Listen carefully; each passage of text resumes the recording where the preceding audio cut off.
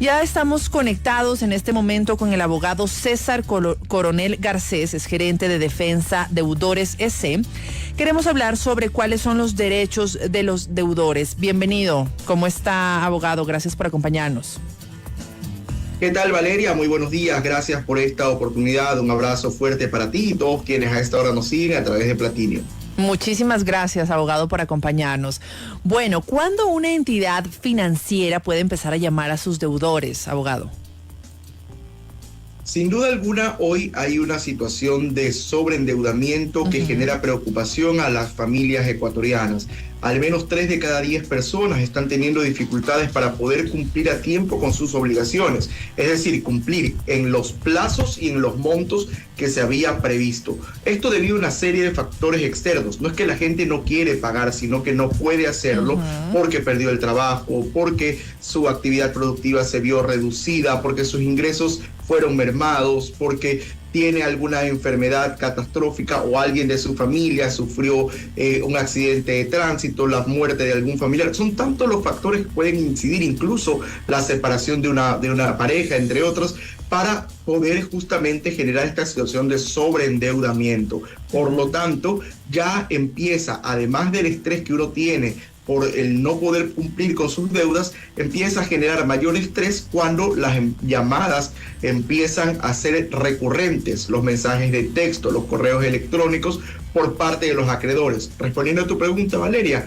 a partir del día 1 que usted se vence la deuda, inmediatamente al día siguiente usted está, digamos, en la posibilidad como acreedor para poder realizar las acciones que por ley tiene para poder cobrar. Y una de ellas es la gestión extrajudicial, es decir, empezar a contactar al cliente para poder cobrar esta deuda. Sin embargo, esta situación que antes no tenía control alguno, hoy, gracias a la reforma que se dio a la Ley Orgánica de Defensa del Consumidor, tiene reglas claras establecidas que los acreedores deben respetar y que constituyen asimismo en un derecho para la persona deudora.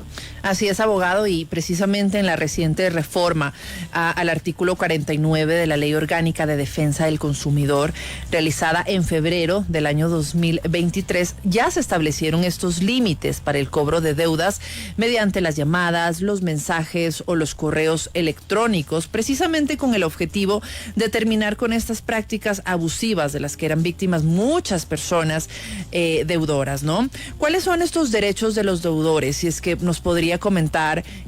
Hoy en día ya sabemos que las llamadas de cobranza sí son legales, pero en el Ecuador, como lo mencioné, se tiene límites claros sobre el número de veces al día y cómo se debe hacer este contacto también, abogado.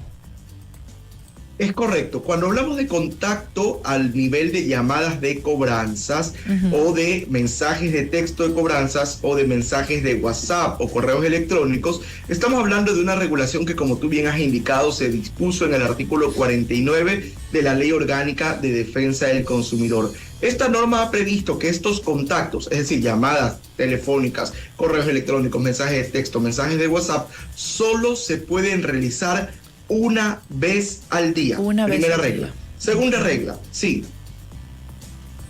Ok, segunda regla. Las llamadas de cobranza o los contactos de cobranza únicamente se pueden realizar desde las 7 de la mañana hasta las 8 de la noche en el periodo comprendido en los días hábiles, es decir, de lunes a viernes, excluyendo los fines de semana y los feriados. ¿Por qué? También. Porque se garantiza el derecho que tienen las personas al descanso, al esparcimiento y, por supuesto, a poder compartir con su familia.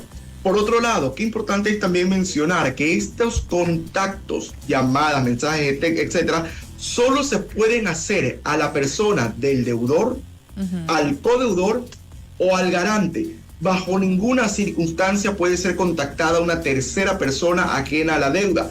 Por lo tanto, llamar a la base de la recepción de tu oficina es una práctica ilegal. O, por ejemplo, lo que se hacía antes, llamar a la abuelita, al primo, al sobrino, a ese hermano con el que nunca te has hablado, a ese primo que ni siquiera sabías que era tu primo. Bueno, eso está prohibido por ley. Solo pueden contactar al deudor, al codeudor o al garante. Por otro lado, es importante también mencionar que durante las llamadas, mensajes de texto, correo electrónico, etcétera, no le pueden a usted amenazar, amedrentar, exponer al ridículo. Esto es absolutamente ilegal. Yo he leído y he escuchado tanto llamadas como correos electrónicos de personas inescrupulosas, incluso algunos colegas abogados amenazando a los deudores con temas que realmente no caben. Por ejemplo, leía el otro día a alguien que le ponían que le iban a allanar su domicilio junto con la señora fiscal general de la Nación por una deuda. Las deudas son de carácter civil, no tienen nada que ver el ámbito penal. Y yo estoy seguro que la señora fiscal hoy está bastante más ocupada en otros temas de carácter, eso sí, de relevancia pública, como para poder ir a hacer un allanamiento por una deuda de $2,000 que tenía una persona aquí en la ciudad de Guayaquil. Entonces realmente no hay que creer todo lo que nos dicen, pero lo más importante, ese tipo de amenazas que no tienen fundamento legal alguno constituyen también hostigamiento. Y finalmente, debo también mencionar que todas estas reglas tienen también concordancia plena con el artículo 151 del Código Orgánico Monetario Financiero, que es la norma que regula a los bancos, en el sentido de que no se puede realizar ningún tipo de práctica que atente contra la dignidad de las personas, como por ejemplo visitas al lugar de trabajo, que terminan siendo también una afectación directa a las personas en su lugar y en su puesto de actividad productiva. Bueno, abogado, muchísimas gracias por este resumen que nos dio para que también, obviamente, toda la ciudadanía tenga enterado estos derechos que tenemos, ¿no? Lamentablemente, como lo mencionó, Ecuador todavía tiene estos problemas de abuso y hostigamiento.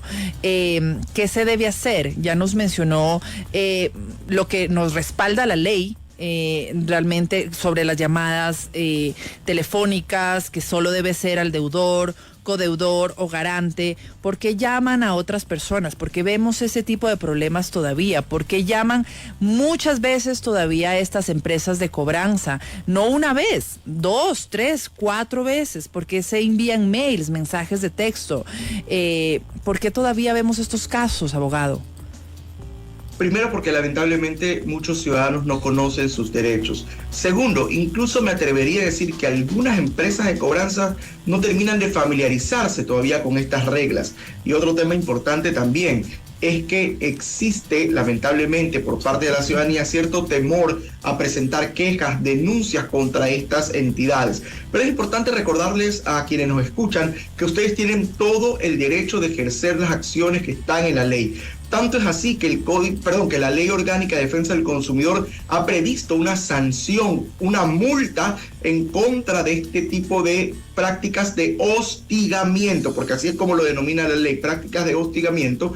Una multa que va en el orden de hasta $4,600 en contra de la empresa de cobranzas o el acreedor que incurran en estas prácticas de hostigamiento. Y en caso de reincidencia, esta multa puede llegar a ser el doble, es decir, $9,200, de tal forma que resulta conveniente para las empresas de cobranzas que respeten la ley, porque si los usuarios se animan a denunciar, esto va a terminar en un proceso de sanción bastante fuerte. Y es por eso importante, repito, que los ciudadanos conozcan su derecho y que en caso de que estén siendo víctimas de este tipo de prácticas de hostigamiento abusivas, y activen los mecanismos que están en la ley y puedan justamente defender sus derechos. Nosotros desde Defensa de Deudores hemos ya tenido varios contactos con varias empresas de cobranza que han entendido el contenido de la ley y hoy están empezando a respetar la norma, sin necesidad de que tengamos que acudir ante las instancias de sanción. Sin embargo, existen otras empresas de cobranza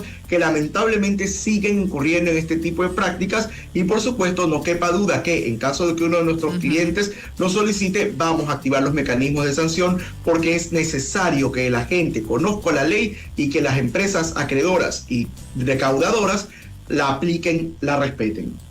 Tenemos un mensaje de Vicente Suárez, nos dice: buenos días, estimada Valeria, el que debe tiene que pagar, no andemos por las ramas, si no pueden pagar por el momento, debe ser el deudor quien debe siempre estar informando al acreedor de cómo va su plan de pagos, no esperar a que les presionen. No puede ser que también ciertos abogados se presten para defender en algunos casos a personas mal acostumbradas a pedir prestado y no pagar. Les saluda Vicente Suárez.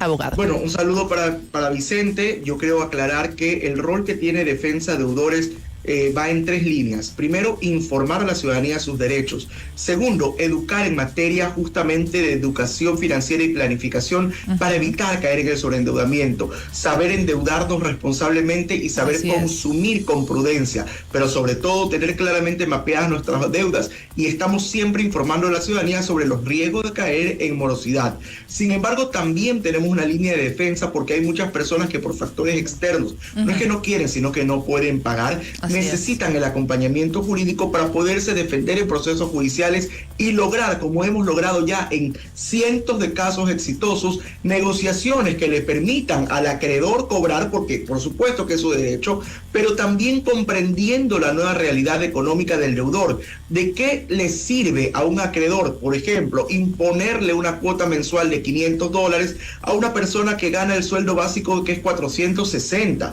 Evidentemente, aun cuando la persona tiene toda la voluntad de pagar, no va a poder completar la cuota mensual. En ese sentido, nosotros estamos siempre procurando, dentro de los procesos judiciales, es decir, cuando ya la persona es demandada, negociaciones directas que le permitan a la persona incluso condonaciones totales o parciales de intereses, recargos y otro tipo de rubros relacionados con la mora, para poder, comprendiendo su nueva realidad económica, empezar a pagar esas deudas. Y en buena hora, la banca ha entendido ese que es nuestro rol, e incluso debo comentarle, Valeria, que en el mes de noviembre hicimos en conjunto con Asobanca un evento sobre justamente cómo tener alternativas legales cuando las personas están sobreendeudadas. ¿Por qué? Porque reconocen la seriedad de nuestro trabajo.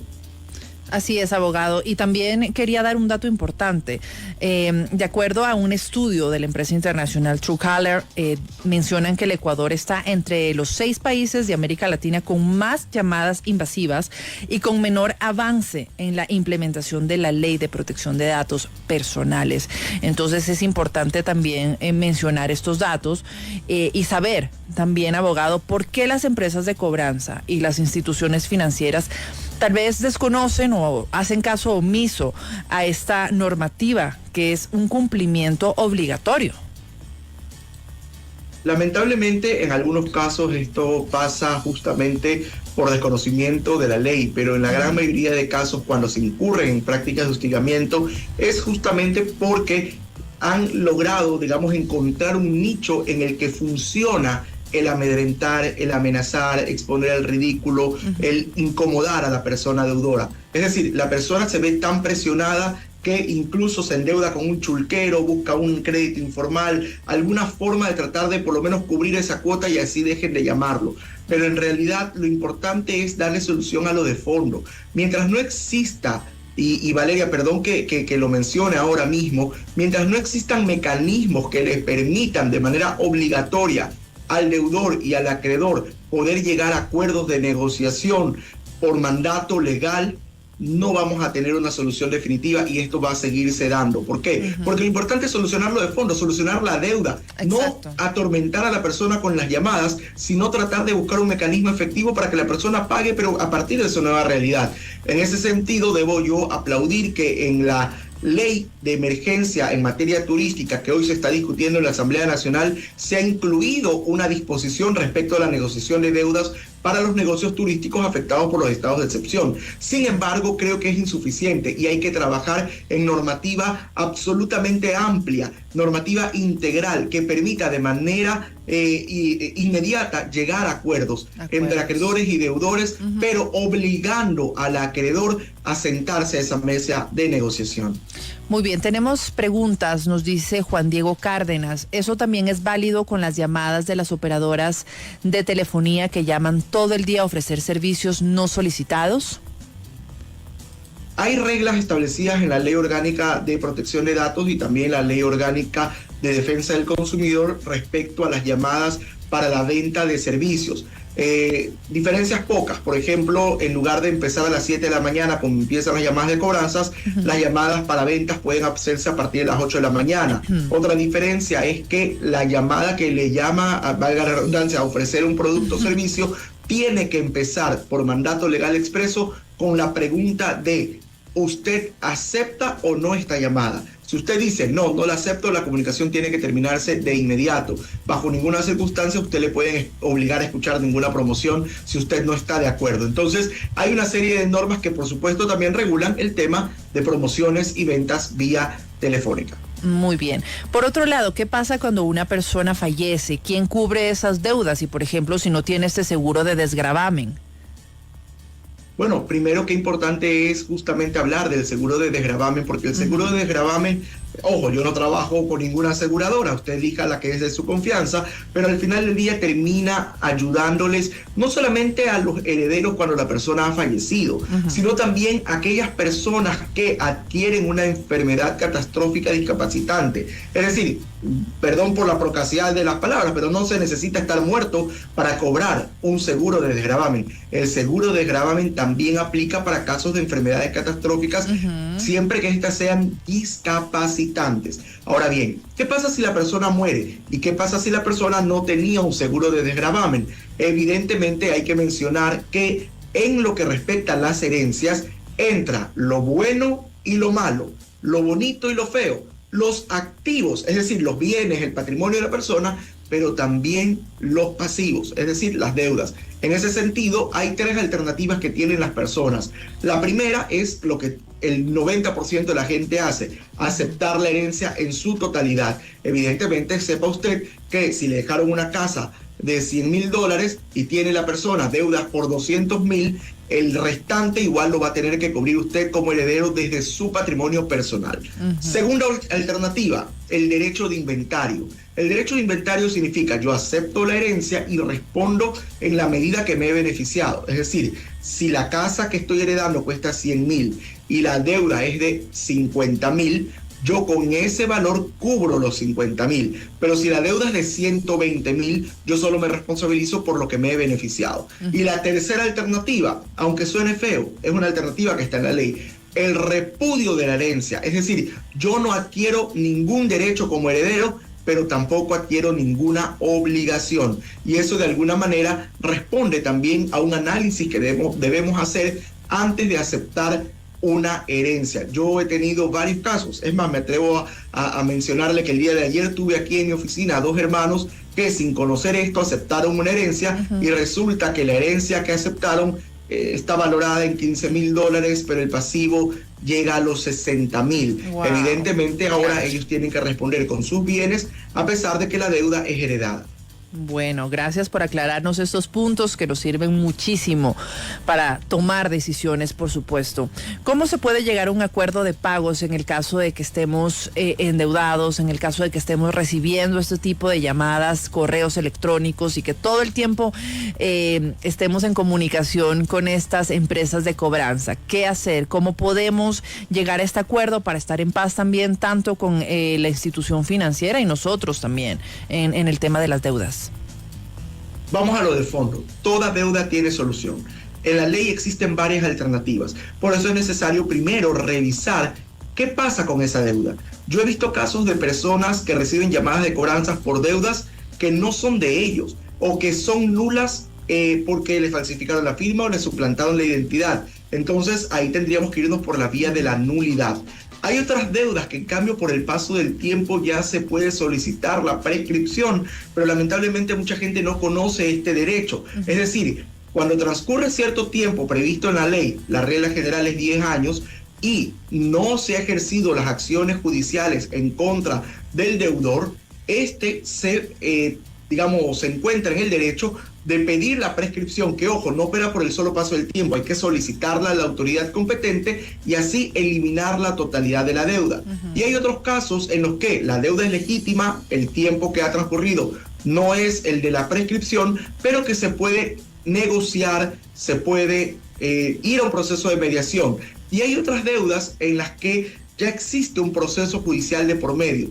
Incluso mucha gente me dice, abogados, que yo tengo terror que me demanden. Mire, una demanda no es el fin del mundo, porque incluso dentro de la demanda usted puede llegar a un acuerdo, puede hacer una negociación, y me atrevo a mencionar que los mejores acuerdos que se han podido alcanzar han sido justamente dentro de procesos judiciales. ¿Por qué? Porque usted negocia directamente ya con el abogado de la institución acreedora. Entonces, es importante que la ciudadanía también sepa que cuando recibe una notificación de una demanda, los tiempos son muy cortos y hay que saber contestar de manera estratégica. Hay que asesorarse correctamente con profesionales especializados en la materia para no cometer ningún error, porque incluso me ha pasado que algunos colegas han mal aconsejado a alguna persona, comete un error y luego obviamente cuando viene a la consulta con nosotros tratamos de ver la forma de enmendarlo y a veces ya son errores que le cuestan mucho dinero a la persona deudora.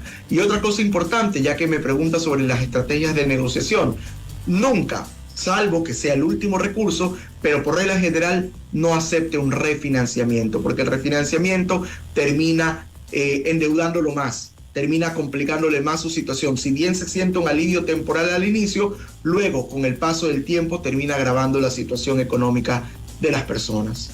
Tengo varias preguntas que espero poder contestarlas todas. Nos dice, buenos días, en el caso de los inquilinos que no pueden o no quieren pagar, ¿también son beneficiarios de esta ley de protección de deudores? Nos dice, por favor, si es que nos puede mencionar su nombre, porque no tenemos el nombre, pero contestemos, abogado. Sí, y como hay varias preguntas, trataré de contestar de manera muy breve. Sí, por favor. Sí, también aplica en el tema de inquilinato y en cualquier tipo de deuda las reglas que protegen a la persona deudora respecto a los contactos para la cobranza. Ya, muy bien. Tenemos otra pregunta que nos dice... Buenos días, Valeria, por favor preguntar si existe una normativa que las empresas de cobranza no usen diferentes números de celular para llamar a las referencias. No existe una normativa al respecto, pero sí existen dos reglas. Uno, que la llamada tiene que ser desde un número correctamente identificable y que usted esté en la capacidad de devolver la llamada, no estas bases que se acostumbran a utilizar como robots para poder llamar a medio mundo.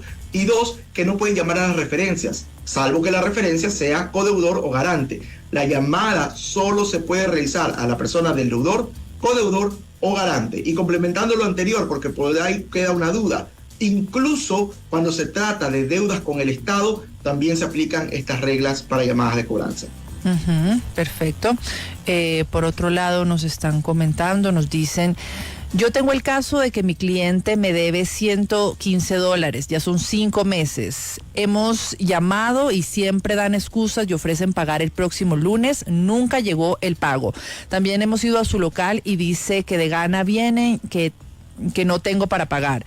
Él sí tiene un negocio activo y casa, tiene obreros y no paga. Entonces yo me pregunto cuál es el procedimiento correcto que no afecte a mis pocos fondos. Eso nos mencionan también, por favor, si podemos contestar. No nos dicen el nombre, por favor siempre colocar el nombre. Muchas gracias. Bueno, la persona que es acreedora tiene derecho, a partir de que se venció el plazo para el pago, digamos, el plazo establecido para pagar era el 15 de marzo, al día 16 se activa el derecho que tiene la persona a declarar vencida la deuda en su totalidad y por lo tanto acudir a las instancias judiciales correspondientes. En este caso tendría pues que acudir ante el juez civil de la competencia jurisdiccional o territorial donde está la persona deudora para poder justamente demandar por esta deuda. Es la alternativa que está en la ley, la posibilidad de demandar para el cobro de la obligación. Perfecto. También nos dicen qué hacer si las entidades o los negocios incumplen con las disposiciones establecidas en esta ley que mencionó la señora Ojeda. ¿Podrán ser sancionados? También, esto nos dice Ramiro. Por supuesto, Ramiro, y existen sanciones que van en el orden de hasta $4,600 para la primera vez y $9,200 cuando son casos de reincidencia. Y ojo, no importa el valor de la deuda, puede que usted esté llamando por una deuda de $500, igual la multa se aplica en contra de la empresa acreedora o de la empresa de cobranzas inescrupulosa que está incurriendo en prácticas de hostigamiento. Además, es importante también mencionar que existen entes de control en lo que respecta a las instituciones financieras, como es la Superintendencia de Bancos, que tiene el defensor del cliente, autoridad ante la que usted también puede comparecer a nivel preventivo para presentar algún tipo de queja antes de presentar ya la respectiva denuncia ante el juez de contravenciones. Perfecto. Tenemos otra pregunta de Miriam. Nos dice, Valeria, buenos días. ¿Qué pasa si las llamadas son desde Estados Unidos y también otros países? Excelente esta pregunta. Excelente pregunta, porque la ley no ha previsto nada al respecto. Lo que ha previsto es que sea un número identificable y que usted esté en capacidad de devolverle la llamada. Sin embargo, al estar fuera del país, se entendería que resulta un poco complicado la posibilidad de devolución. Y ahí podría haber un debate interesante respecto a si esto incumple o no las normas de hostigamiento. Abogado, tenemos una nota de voz, por favor, vamos a escuchar. Buenos días, señorita Valeria. Felicitaciones por su programa. Hablando de deudas, muchos municipios insisten en cobrar el impuesto predial a las personas de la tercera edad. Cuando estas tengan un solo bien y no exceda los 250.000, no deberían pagar, supongo, o pagar sobre el excedente. Si estos trámites deberían ser procedentes solo con la cédula o con un abogado, porque si estos señores entran, pues esta persona mayor entraría en un túnel sin salida. Gracias. Abogado. No entendí del todo la pregunta, pero creo que lo que logré captar es que las personas, adultos mayores, no deben pagar impuestos prediales. Algo así entendí. Sí, yo también. Debo aclarar ahí que, si bien es verdad, la ley ha establecido un descuento especial para las personas adultos mayores, todos, incluso los adultos mayores, personas con discapacidad, etcétera, todos tenemos la obligación de cumplir con los impuestos que por ley están determinados. Y el impuesto predial también aplica para adultos mayores, eso sí, con un descuento que se tiene que aplicar de manera obligatoria para ellos. Tenemos otra pregunta de Rosana, nos dice: buenos días, Valeria, por favor tengo una pregunta. Si ya pagué la deuda mediante un plan de pagos, pero siguen acosándome por el correo y el teléfono, todo debido a un engaño en el procedimiento del plan de pagos, ¿qué debo hacer?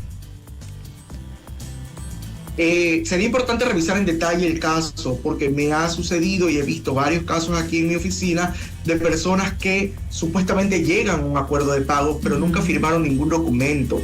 Y lamentablemente, en algunos casos, ciertos acreedores o empresas de cobranza inescrupulosas obligan a las personas a empezar a pagar ciertos abonos sin que medie un documento. De tal manera que la sugerencia siempre es que cualquier acuerdo al que usted vaya a arribar con su acreedor esté por escrito y que ese acuerdo se respete estando por escrito. Lamentablemente, cuando eso no pasa, suceden cosas como las que narra justamente nuestra oyente, en el sentido de que le pueden seguir cobrando una deuda a pesar de que supuestamente se había llegado a un acuerdo. ¿Por qué? Porque si no hay nada escrito en algún documento, lo que sí existe en documentos es la deuda inicial. Entonces, aunque usted haya hecho un plan de pago o incluso acordado algún tipo de condonación, si eso no consta por escrito, no resulta del todo exigible. Por eso yo recomiendo que incluso si usted ya está demandado, esos acuerdos se hagan ante el juez, no por fuera, porque lamentablemente hemos visto ya varios casos y no se puede usted confiar de ciertos acreedores inescrupulosos y ciertas empresas de cobranza que incurren en este tipo de prácticas. Muy bien, y ya nos despedimos con esta última pregunta de César Herrera. Nos dice: buenos días, Valeria, por favor su ayuda con el nombre y el teléfono del abogado de la entrevista de este momento. Gracias, César, ya te vamos a enviar todos los datos. Abogado. Bueno, César, me llamo como tú. Mi nombre es César Coronel Garcés. Soy abogado del estudio jurídico Defensa Deudores Ecuador. Te cuento brevemente que somos un estudio jurídico que tiene más de 24 años de experiencia en Chile. En lo que respecta al Ecuador, solo en el año 2023 hemos atendido a más de 5.000 personas en todos los rincones del Ecuador. A través de nuestra línea telefónica 1-800-DEUDAS. Repito, 1-800-DEUDAS. Gracias, y además también tenemos nuestras redes sociales, @DefensaDeudoresEC. Repito, @DefensaDeudoresEC. Estamos en Instagram, TikTok, Facebook, en todas las redes sociales, y todos los días estamos compartiendo información muy útil para todos ustedes. Así que les invito a que nos sigan y que compartan nuestro contenido. Y finalmente, si usted quiere agendar una cita conmigo o con alguno de nuestros abogados expertos en deudas, también lo puede hacer escribiendo en nuestro número de WhatsApp 0983 49 74 52. Repito, 0983 49 74 52. Gracias, si ya lo demandaron ya por una deuda, finalizamos. recuerden, somos abogados expertos en la materia.